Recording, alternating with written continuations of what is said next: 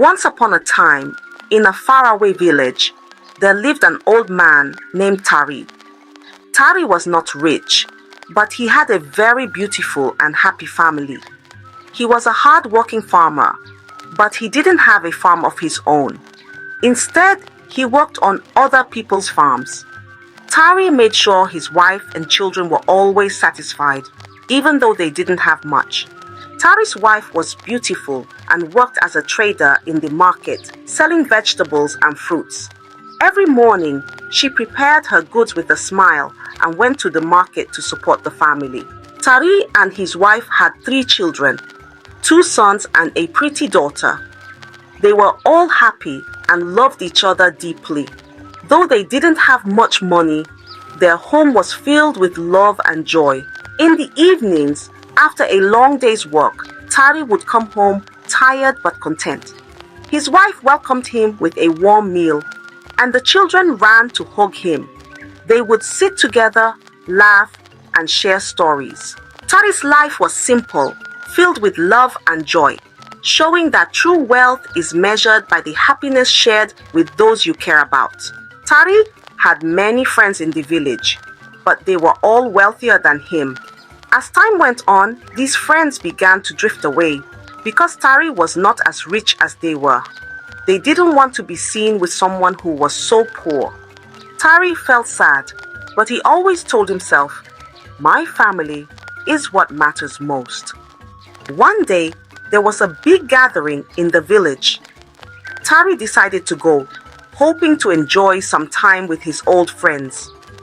When he arrived, he saw his friends laughing, eating, and drinking together. They seemed happy to see him at first and invited him to join them. Tari sat down and shared a meal with his friends. But after they finished eating, something happened that made Tari feel very sad. One of his friends stood up and said, "Tari, since you are not as rich as us, you should pack the plates." Tari was shocked. He said, "We are all friends, and I'm older than you all. Just because I don't have as much money as you, doesn't mean you can treat me this way. Everyone should pack their own plate." But his friends laughed and said, "If you don't pack the plates, we'll tell the seller that you haven't paid. That will be even more embarrassing for you." Tari had no choice. He packed the plates and left the gathering feeling very sad and humiliated. He walked home slowly, thinking about how unfairly he had been treated. When he got home, his wife noticed he was unhappy and asked, "Tari, what happened?" Tari sighed and replied, "My friends treated me badly today because I am not as rich as they are. But it doesn't matter. I will always do my best for you and our children." Tari continued to work hard every day, despite the way his friends treated him. He knew that his family needed him, and he was determined to make sure they were always happy and taken care of. Even though he was sad, his love for his family kept him strong. Tari was known in the village for his hard work. He worked on many different farms, but he never had a farm of his own. He would spend long hours in the hot sun, planting and harvesting crops. Sometimes, the people he worked for would not pay him right away. They would say, "Come back tomorrow, Tari." But when he returned, they would still not pay him. Tari's friends, who were wealthier, often took advantage of him. They would ask him to do menial and degrading tasks, like washing their clothes or cleaning their houses. One day, Tari asked a friend for some money to buy food for his family. His friend laughed and said, "If you want money, you must clean my house and wash my clothes." Tari felt humiliated, but agreed because he needed the money to feed his family. He spent the whole day cleaning and washing, and by the time he was done, he was exhausted. His friend gave him a small amount of money, much less than what he had earned. But Tari took it without complaining. Another time, Tari worked on a friend's farm from sunrise to sunset. He worked tirelessly, but when it was time to get paid, his friend said, "I don't have the money right now. Come back next week." Tari felt frustrated, but he had no choice. He needed the work to support his family. Despite all the unfair treatment and hard work, Tari never gave up. He would wake up early every day and go to work, no matter how tired he was. He knew his family depended on him, and he wanted to make sure they had enough to eat and a roof over their heads. The time for harvest arrived, and Tari knew it was a chance to earn some money. He decided to approach Chief Azuka, the richest man in the village who had the biggest farm. Tari hoped that working for Chief Azuka would help him provide better for his family. Early one morning, Tari went to Chief Azuka's house and greeted him respectfully. "Good morning, Chief Azuka. I would like to help with the harvest on your farm. I have my 2 sons who can help too," Tari said. Chief Azuka looked at Tari and said, "Very well, Tari. My farm is large and I need all the help I can get. You can start tomorrow." The next day, Tari and his 2 sons woke up before the sun rose. They made their way to Chief Azuka's farm and began working tirelessly. They worked under the hot sun, picking crops and placing them in large sacks. They worked through heavy rain, determined to finish the harvest on time. Tari's sons were strong and hardworking, just like their father. Together, they made a great team. Day after day, they labored on Chief Azuka's farm, their hands rough and their backs aching. But they never complained because they knew their hard work would bring food and happiness to their family. Finally, after many days of hard work, the harvest was complete. The crops were neatly packed in sacks and stored in the barn. Tari felt a sense of accomplishment and relief. He wiped the sweat from his brow and said to his sons, "We did it. Now let's go and get our payment from Chief Azuka." Tari went to Chief Azuka and said, "Chief, we have finished the harvest. Can we please have our payment?" Chief Azuka nodded and handed Tari some money. "Here is 1/3 of what I owe you. Come back tomorrow for the rest," Chief Azuka said. Tari was surprised. Chief Azuka had never asked him to return for the rest of the payment before, but he took the money and thanked the chief. When Tari returned home, he gave some money to his wife and said, "Cook a delicious meal for the children tonight. They deserve it." That night, Tari's wife noticed he was not sleeping. She turned to him and asked, "Tari, why are you so moody? Did something happen at Chief Azuka's farm?" Tari sighed and replied, "Chief Azuka did not pay me fully.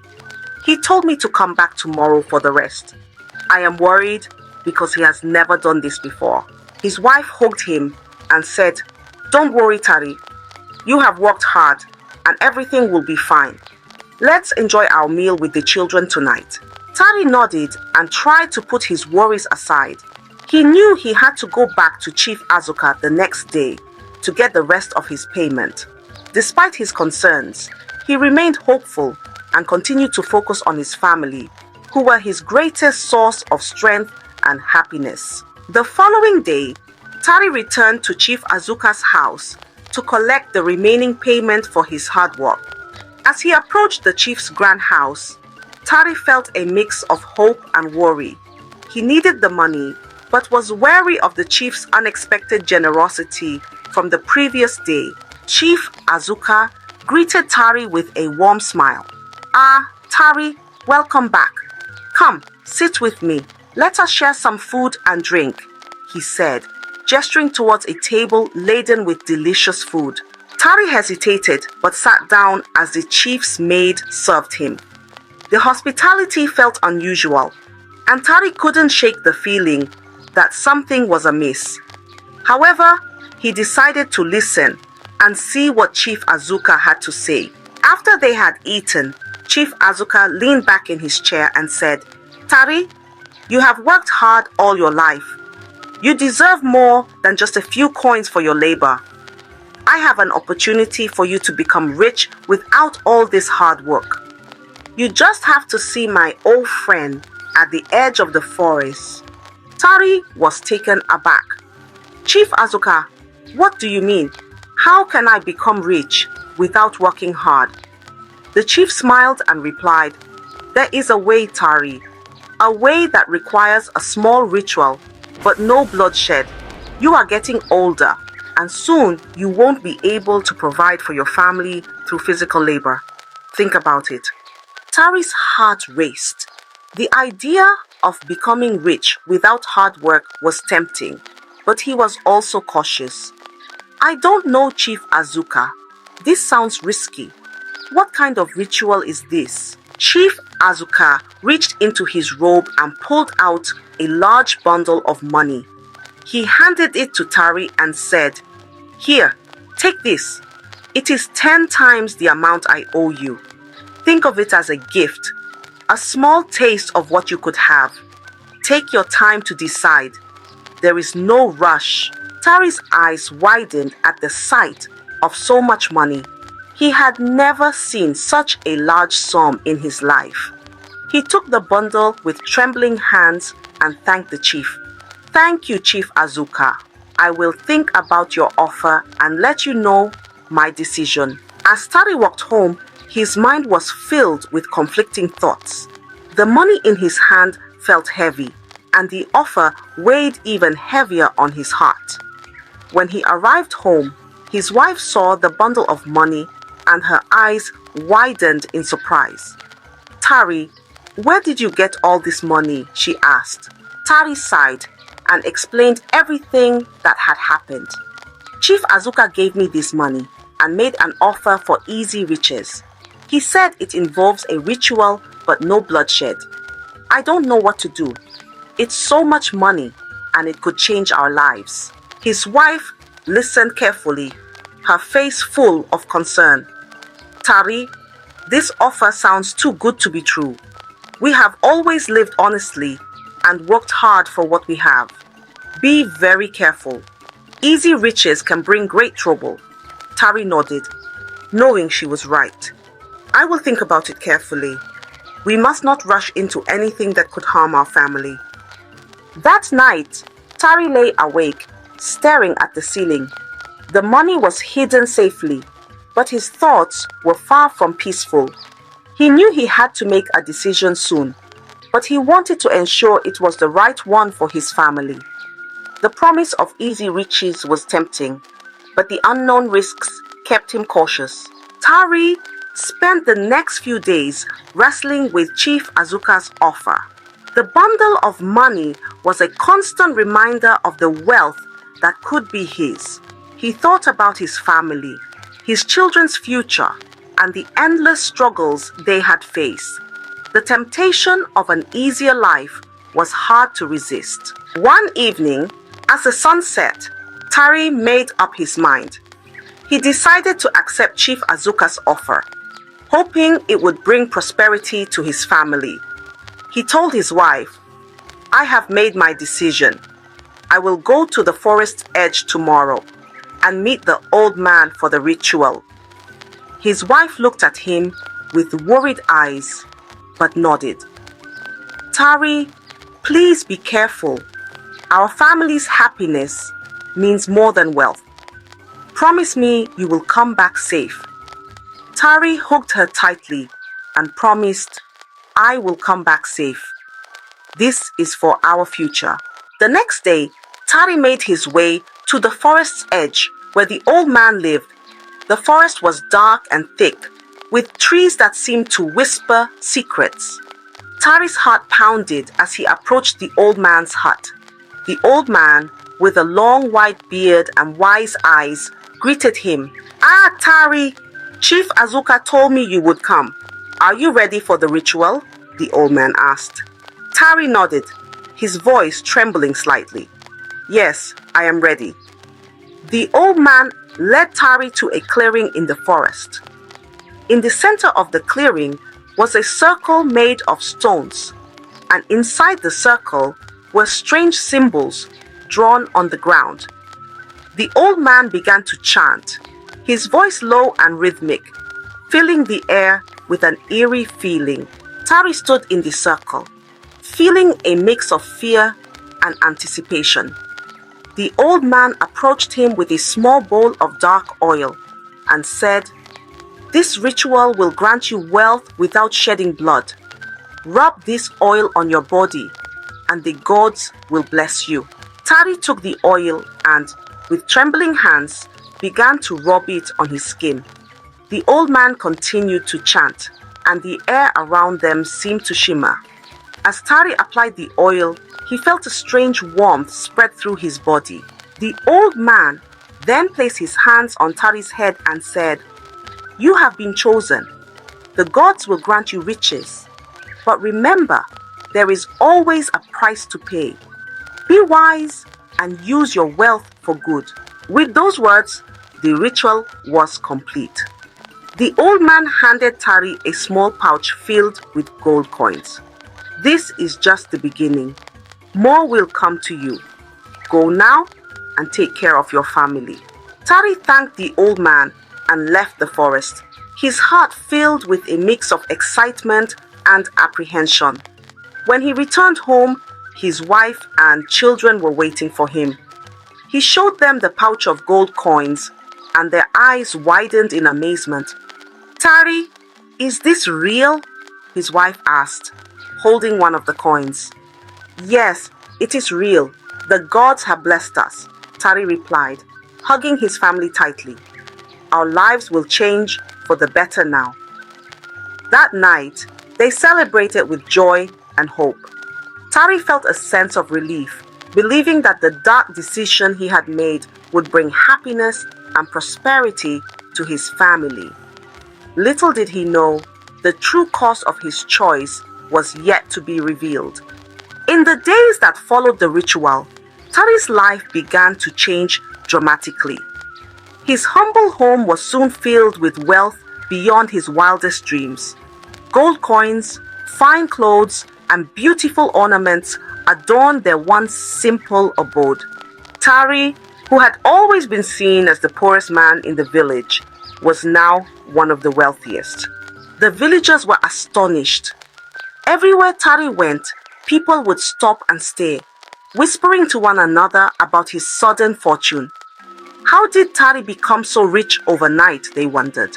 Some speculated that he had found a hidden treasure, while others believed he had been blessed by the gods. Tari's friends, who had once shunned him because of his poverty, now flocked to his side, eager to bask in the glow of his newfound wealth. They praised him, invited him to their homes, and treated him with the respect they had previously denied him. But Tari remembered how they had treated him before, and he was cautious in his interactions with them. At home, Tari's family was overjoyed with their new lifestyle. His children wore fine clothes and had plenty of food to eat. They could now afford things they had only dreamed of. Tari's wife, however, felt a mix of joy and concern. She loved seeing her family happy, but she couldn't shake the unease about the mysterious source of their wealth. One evening, as they sat together in their newly furnished living room, Tari's wife turned to him and said, "Tari, I am happy that we have all these things now, but I am worried.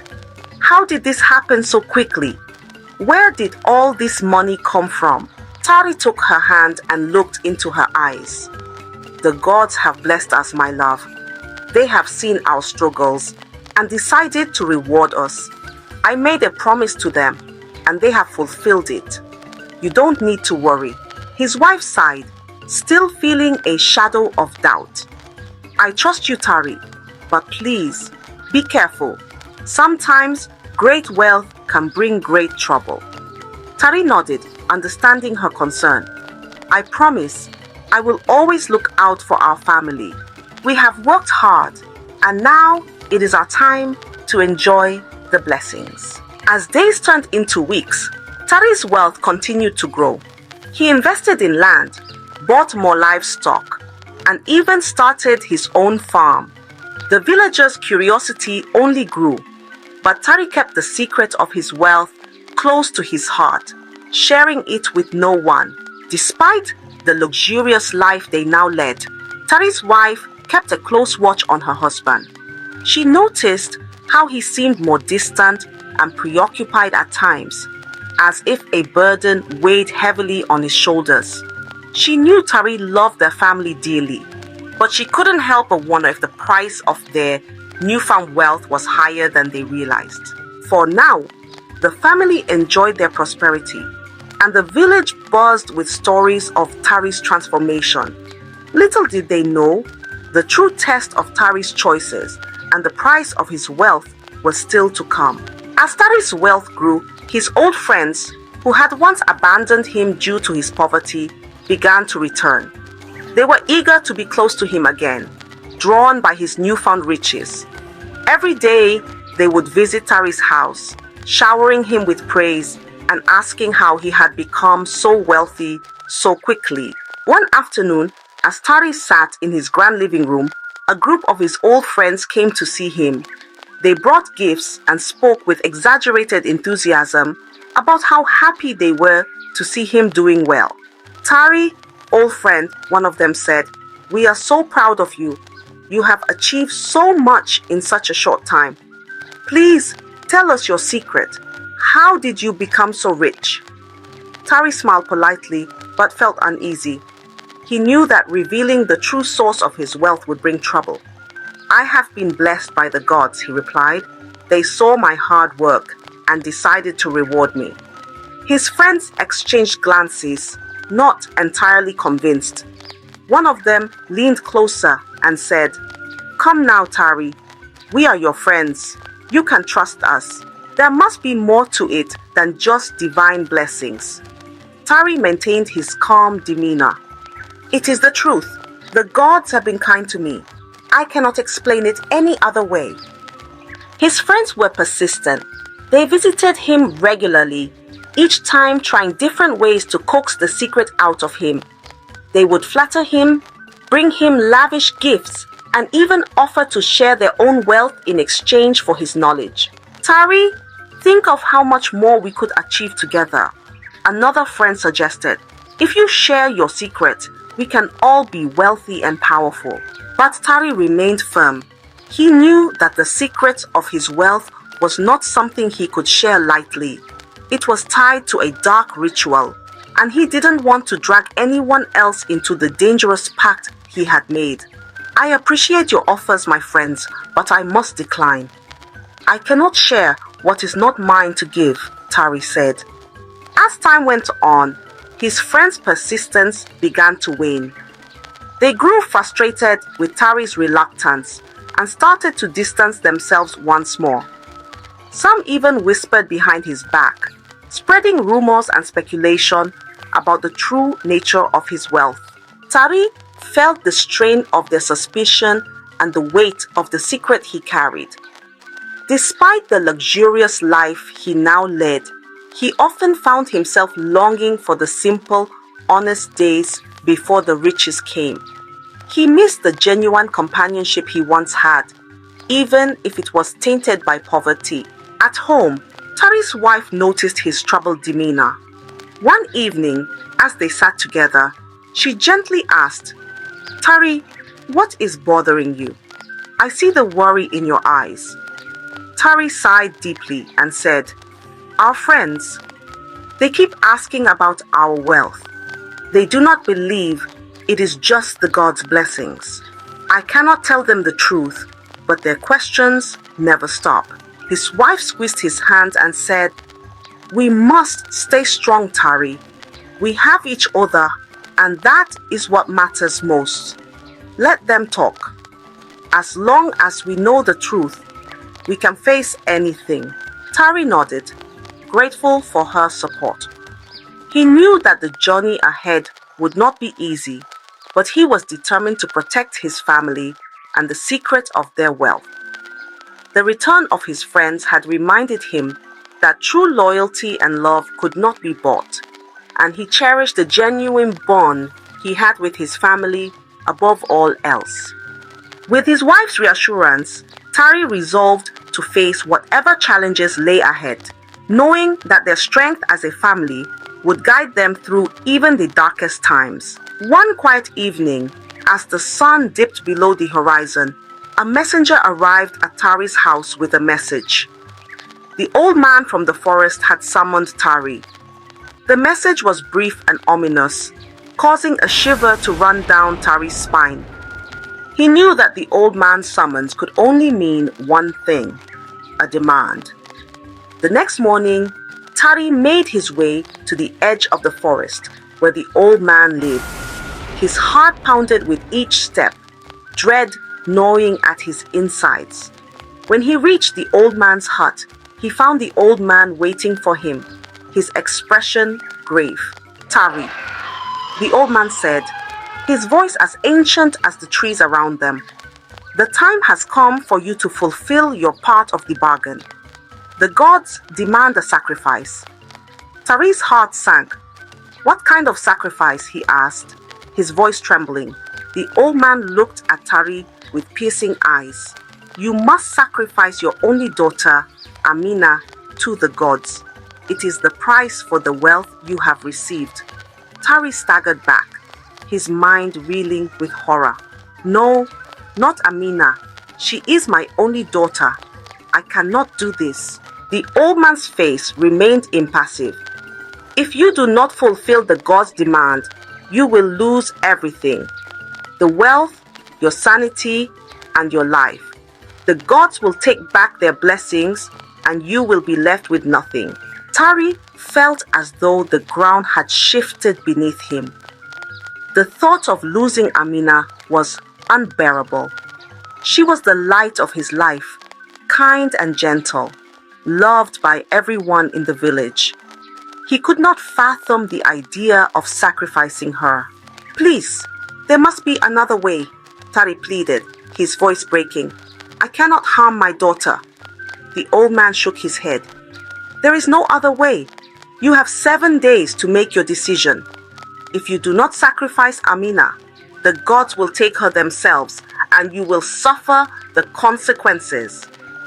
Tari returned home, his mind a whirlwind of fear and despair. He couldn't share this burden with his wife. The thought of telling her was too much to bear. Tari couldn't sleep. The old man's demand haunted him. Sacrifice Amina? How could he even think of it? Yet the threat was clear. Refuse and he would go mad, and his secret would be exposed. Tari paced the floor, his mind in chaos. "I can't do this to my daughter," he whispered to himself. But the fear of losing everything, his wealth and his sanity, gnawed at him. During the day, Tari watched Amina play, her laughter piercing his heart. "She's my only daughter," he thought. But then the old man's voice echoed in his head. "You have 7 days, or the gods will take her themselves." Tari tried to rationalize. "I still have 2 sons," he thought. "They can carry on the family name." He knew it was a terrible thought, but the fear of losing everything pushed him closer to making the unthinkable decision. His wife noticed his turmoil. "Tari, what is wrong?" she asked, but he couldn't tell her. He just shook his head, muttering, "Everything will be fine." The days passed, each one heavier than the last. On the 5th day, with his heart breaking, Tari finally decided to follow through with the ritual. The fear and the old man's threat left him feeling like he had no choice. He hoped somehow this terrible act would protect the rest of his family. But the decision tore at his soul, and he knew he would never be the same again. On the 5th night, Tari's heart was heavy with dread. He prepared the drink and the black oil as instructed by the old man. His hands shook as he mixed the concoction, knowing the terrible purpose it served. Tari found Amina playing in the yard. "Amina, come here," he called softly. She ran to him with a smile, trusting her father completely. "Drink this, my dear, and use this oil. It's very important." Amina hesitated, but took the drink. "Okay, father," she said, trusting his words. She drank the potion and took the oil. As the potion took effect and Amina fell unconscious, Tari's heart broke. He carried her to the forest, each step feeling like a weight on his soul. Tari reached the clearing where the ritual was to take place. He laid Amina gently on the ground, her face peaceful and unaware of the horror about to unfold. He took a deep breath, his hands shaking as he prepared to complete the ritual by pounding her in the mortar that the old man had prepared. "I'm so sorry, Amina," he whispered, tears streaming down his face. He knelt beside her, the weight of his decision crushing him. Just as he was about to proceed, a piercing scream shattered the silence. "Tari, no!" It was his wife, her voice filled with desperation. She had followed him, suspecting something was terribly wrong. The villagers, awakened by her scream, rushed to the forest, their torches lighting up the darkness. They found Tari, kneeling over Amina, and quickly restrained him. His wife ran to Amina, tears streaming down her face as she cradled their daughter. "What have you done, Tari?" she cried, her voice trembling with shock and grief. The villagers took Amina to the herbalist, hoping to undo whatever had been done to her. Tari was left behind, his heart shattered by the enormity of his actions and the realization of what he had almost done. That night, Tari was tied up and kept in his compound. The villagers guarded him, their faces filled with a mixture of anger and pity. Tari's wife wept throughout the night, unable to comprehend how her loving husband could be driven to such a terrible deed. As the first light of dawn broke, the villagers gathered outside Tari's home, murmuring in disbelief and anger. Amina had been taken to the herbalist, who was working tirelessly to reverse the effects of the ritual. Tari's wife sat beside their daughter, her tears falling silently, her heart breaking for what her husband had almost done. The villagers' anger grew as they learned more about Tari's actions. They couldn't understand how a man they had known all their lives could be driven to such a horrific deed. Their trust in him was shattered, replaced by a mix of outrage and sorrow. "Tari must face justice," one of the elders declared. "We must take him to the king." Bound and surrounded by the villagers, Tari was led to the king's palace. His head hung low, the weight of his guilt pressing heavily on his shoulders. The villagers whispered among themselves, their eyes filled with a mix of anger and pity for the man they once respected. In the grand hall of the palace, the king sat on his throne, his face stern and filled with disappointment. The villagers presented Tari before him, explaining the terrible events of the night. "Tari, is this true?" the king asked, his voice echoing in the hall. Tari, weakened by the ritual's backlash, fell to his knees and confessed, "Yes, my king, it is true. I was manipulated by Chief Azuka. He promised me wealth if I performed a ritual, but I didn't know it would come to this." The king's eyes narrowed. "Chief Azuka? Explain yourself, Tari." With a trembling voice, Tari recounted the events leading up to the night of the sacrifice. He spoke of the old man in the forest, the ritual, and the immense pressure and fear that drove him to such desperation. "The wealth came at a terrible price," Tari said, his voice breaking. "Chief Azuka vanished after I accepted his offer. He knew what he was doing. He used me." The king listened, his expression growing darker with each word. He turned to his guards. "Find Chief Azuka. He must answer for his actions." But when the guards searched for Chief Azuka, they found that he had already fled the village, leaving behind only the chaos and destruction he had orchestrated. "Tari, you have committed a grave sin," the king said. "But since you luckily did not take the life of your own daughter, thanks to your wife, I see the manipulation and fear that drove you. Your punishment will be severe, but your life will be spared. You will spend the rest of your days in prison, where your wife and children could come and see you often, but you'll work to atone for your actions." Tari bowed his head, accepting his fate.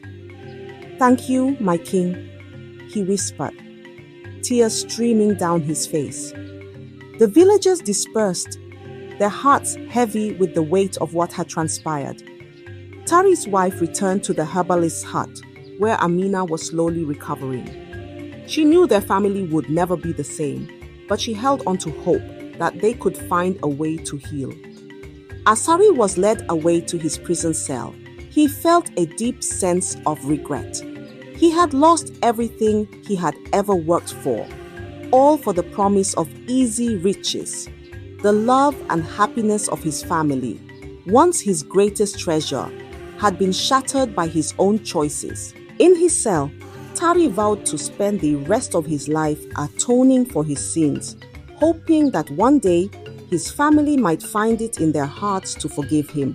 As Tari lay in his cell, the sounds of the village echoing faintly in the distance, he found a measure of solace. He had paid a high price for his wrong choices, but he hoped that his story would serve as a lesson to others. The love of family and the integrity of one's character were treasures far greater than any amount of gold. Tari's tale spread throughout the village, a reminder of the dangers of greed and the true meaning of wealth. Though he spent his remaining days in captivity, Tari's heart found some peace in knowing that his family had forgiven him and moved on to live good, honest lives. I hope you enjoyed the story. If so, please like the video, comment what you learned from the tale, and don't forget to subscribe to the channel for more enchanting tales just like this one. Thank you.